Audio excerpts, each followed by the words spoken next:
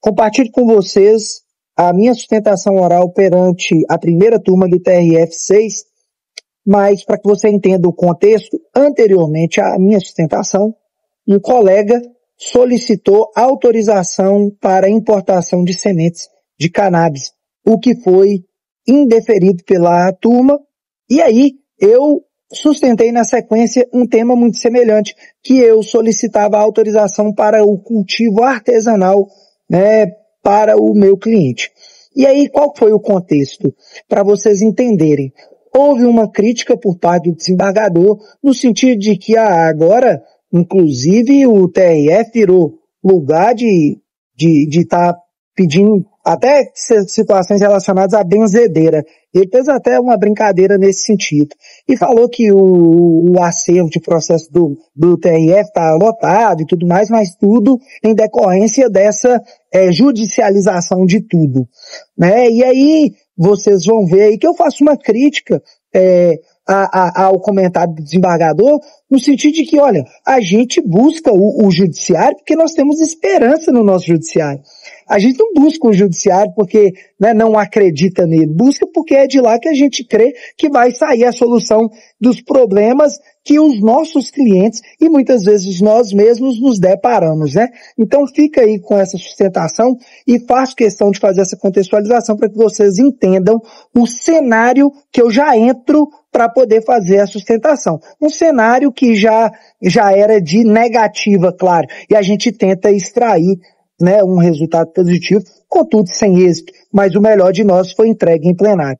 Boa tarde, senhor presidente, pessoa de quem cumprimento os demais membros dessa turma, senhor relator, desembargador Edilson Vitorelli.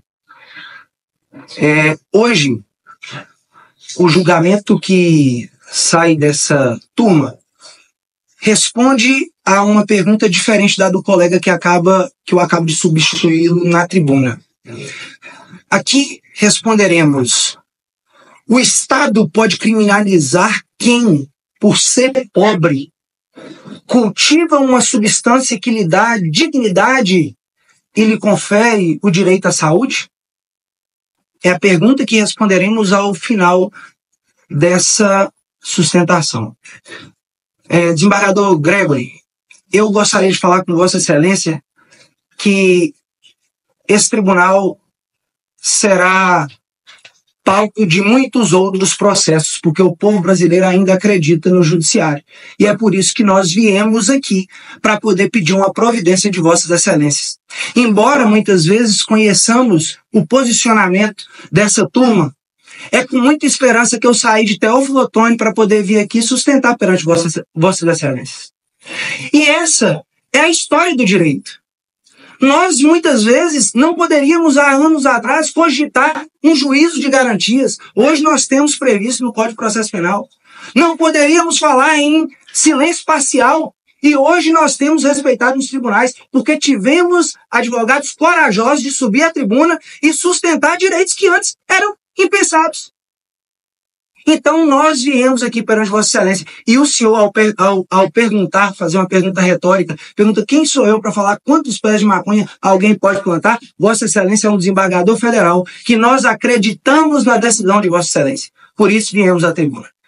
Então, continuando, Excelência, eu falo aqui especificamente do quadro de saúde do senhor, o qual sofre com ansiedade generalizada, o qual sofre com insônia crônica e também com hipertireoidismo. Desembargador Rolo Oliveira, o senhor, no calor do Pará, já pensou perder uma noite de sono porque deu problema no ar-condicionado. No outro dia, nós não somos a mesma pessoa. Nós não estamos bem. Perder uma noite de sono é terrível. Imagina um paciente que sem o tratamento adequado não consegue dormir, não consegue, com o perdão da palavra, ter uma ereção para se fazer, satisfazer a sua esposa, que ele com 33 anos, porque com o tratamento convencional, ele não tem libido, Excelência. Eu falo desse homem aqui porque é um homem de 33 anos que tem uma família e que, com o tratamento convencional hoje, ele se torna um fardo dentro de casa. estressado quando ataca a ansiedade, depressivo quando a depressão bate, porque esse hipertireoidismo descontrola os hormônios dele. E ele viu no cultivo artesanal, na cannabis, a saída e o tratamento para o seu problema de saúde. E aí, ao Vossa Excelência fazer todos esses questionamentos, desembargador Gregory, eu me lembrei, inclusive, das minhas aulas de direito constitucional, quando nós estudamos lá, né, a inconstitucionalidade por omissão. A quem nós buscamos para suprir a omissão do nosso legislativo? É aqui o judiciário.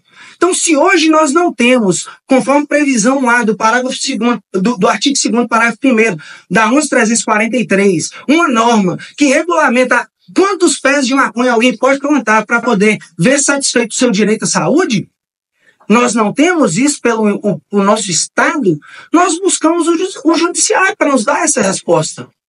Então, é aqui que nós viemos.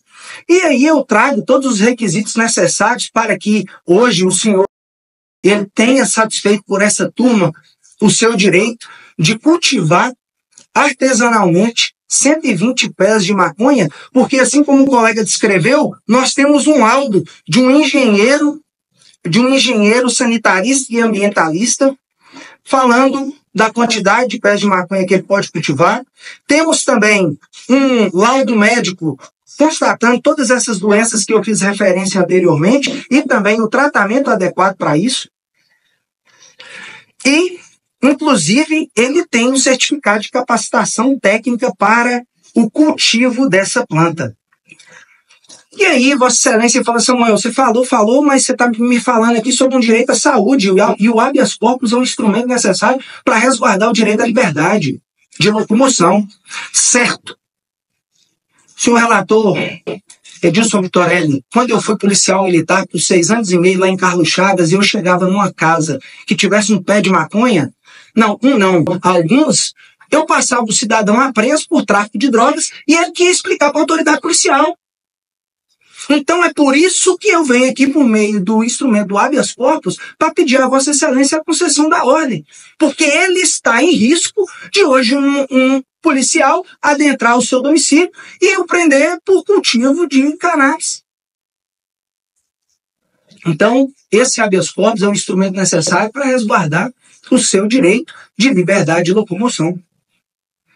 Alguns levantam a competência da jurisdição civil para que debata um tema como esse. Contudo, a nosso ver, essa não é a hipótese, tendo em vista que na jurisdição civil, muitas vezes nós vemos pelos precedentes dos tribunais, é quando se discute o pedido de autorização para, por exemplo, importar a semente. E que, nesse caso, ele tem a autorização da Anvisa. O que ele não tem é isso aqui. Ele não tem a capacidade econômica de importar. E hoje, ele assume o risco, como o colega bem falou, de subir o morro, de entrar na favela para poder ver, não o seu vício satisfeito, mas a sua saúde assistida. Para Vossa Excelência ter ideia, ele fazia uso de um medicamento que é terrível, a venlafaxina, em 150 miligramas. Ele reduziu para metade depois que começou a terapia alternativa. Então, olha a importância da atuação jurisdicional dessa primeira turma. Então, Vossas Excelências têm um papel fundamental para promover não só o direito à saúde, mas o direito à dignidade da pessoa humana. Então, Excelência, acredito que nessas breves palavras aqui eu consegui passar a Vossa Excelência a necessidade e a importância de ser concedida a ordem para que o paciente possa cultivar na sua residência 120 pés de maconha em um ciclo anual que se divide em 3, ou seja, ciclos de 40 pés. Peço a concessão da ordem. Muito obrigado.